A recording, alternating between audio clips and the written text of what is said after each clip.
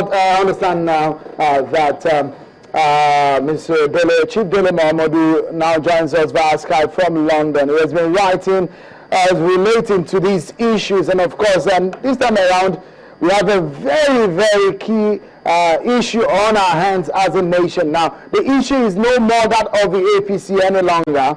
It's now the issue of the nation. We are going to get the best candidates or the best men for some of these key roles. If you're looking at 1, 2, 3, 4, 5 roles, I think some of kind of the top roles in Nigeria at the moment. Let's start with Senate presidency. Chief Momodu, who is a former presidential candidate of the NCP. Tell us, what do you make of these men that we have brought their name forward, top contending candidates in this race? We'll be going into May 29 when the handover comes. What do you make of these men? Good evening, Sean, and thanks for calling me. Well, I just wrote about the heroes of this democracy yesterday in my column in This Day, and I came up with some names of those I believe should form the key cabinet of the president-elect, General Muhammadu Buhari. I've been listening to your conversation concerning the number 3 position in Nigeria after General Buhari, Professor Shibaju. So who next? And of course, there are 2 leading contenders, Dr. Abubakar Bukola Saraki and Chief Judge Akume, both of them former governors. It is very clear to me that Dr. Saraki stands a better chance. Senator David Mark is the outgoing Senate President if he does not show interest, because I've been told by lawyers that I should not rule him out, that he may want to come back as Senate President, but I know that the APC having a majority in the Senate would definitely kick against such an attempt. So that leaves us still with Saraki and Akume.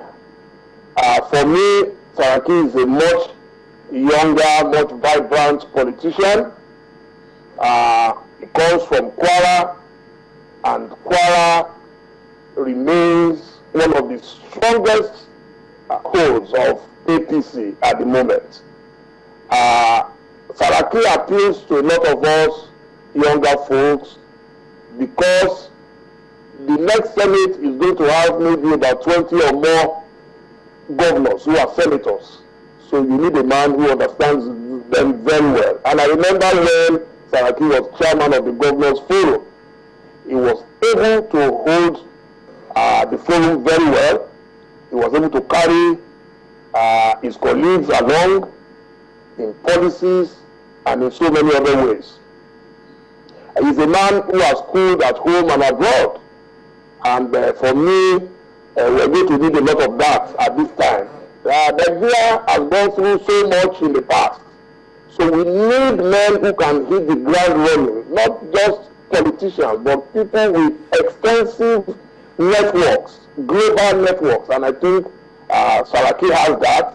He's schooled in Nigeria, he's schooled in Britain, and I'm aware of some of those things. So, but then, when we leave that, we also go to the House of Reps. And of course, one name that you cannot ignore today is Femi Gbajabiamila. And Femi made his name in the House of Reps for being very vocal, very, very powerful. He rises up to the occasion. He does not shy away from doing what is expected of him as a legislator. And then, of course, you have to talk about the secretary to the federal government, and the Southeast, I understand, is very much interested in that, as well as the South-South. There may be 2 people that will come up. The first, of course, will be the Director General of the Muhammadu Buhari presidential campaign organization, and that is the governor of Rivers State, Right Honorable Chibukero Timi. And if you go to the southeast, you are likely to be talking about Dr. Chris Ngige, also a former governor and a senator of the Federal Republic of Nigeria.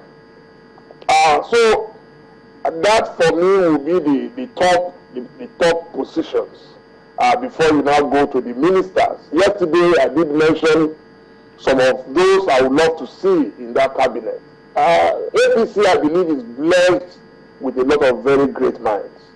Of course, Governor Babatunde Raji Fashola of Lagos State will be available to serve that government, because his tenure as governor will be expiring on May 29. I don't see how anybody is going to ignore such a man.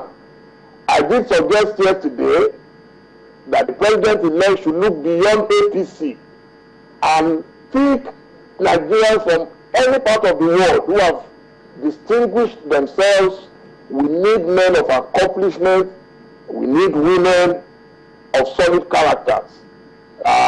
I did mention a former governor, Donald Duke. He's not a member of APC, but if I were to be the president-elect today, I would want to walk across to Cross River and plead with him to come and join our government.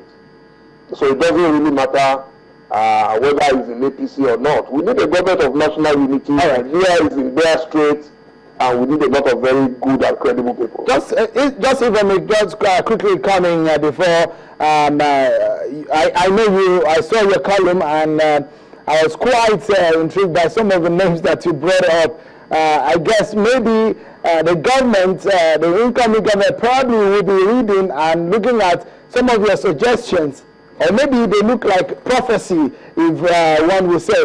But tell me, what is going to be important for Nigerians is how the incoming government will handle things differently from what we have seen. There's going to be a lot of pressure in the terms of, it's going to look so much like a comparison, because now we are having the APC, the first time an opposition party will come and win a general election, the presidential election.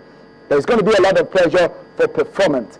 Just how important will it be for them to focus on some of the issue of security and power, and how do you hope that they should tackle them immediately? Yeah, that's why I said you have to pick the best. It's like going to the World Cup. You have to get a formidable team to go to the World Cup, and some of them must include experienced players.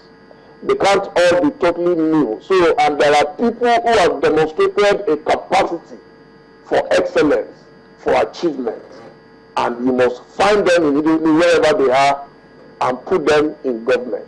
For example, when you talk about security, APC has a man like Dr. Kayode, who is a military strategist. He has a PhD, and if you look at America today, whenever there is crisis, they go back to their heads. They talk to professors, they talk to, even if you look at INEC in Nigeria today, Professor Jiga has been able to do very well, I believe, because he was able to assemble some of the best, some of the brightest guys, university vice chancellors. I'm one of those people who believe that our intellectuals have not been properly utilized.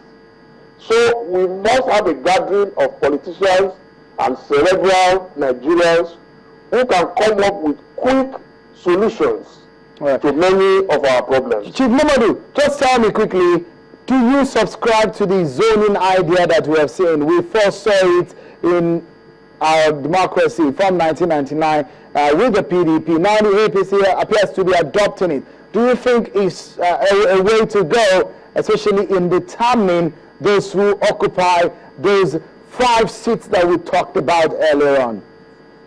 Certainly, the idea of federal character came about because of the complaints, usually from certain quarters, that some people tend to dominate others in Nigeria. So it's going to be very difficult for them to run away from that. So we must accept it for now. Personally, I don't care where people come from, but trust me, a lot of Nigerians do care about ethnicity, they care about religion, and all sorts things. And for equity and fair play, yes, I believe the zoning, I'm a bit worried about the zoning because I believe that there are 6 geopolitical zones in Nigeria right now, and one way or the other we must accommodate all of them. Whether they voted for APC or not, they must be accommodated. All right, thank you so much, Chief Dele Momodu, for your contribution on the program. It's a pleasure talking to you on the program. Well, Professor Femi Ajayi is still in the studio with me. We'll go on a short break, and when we return, a former member of the House of Representatives is in our Abuja studio.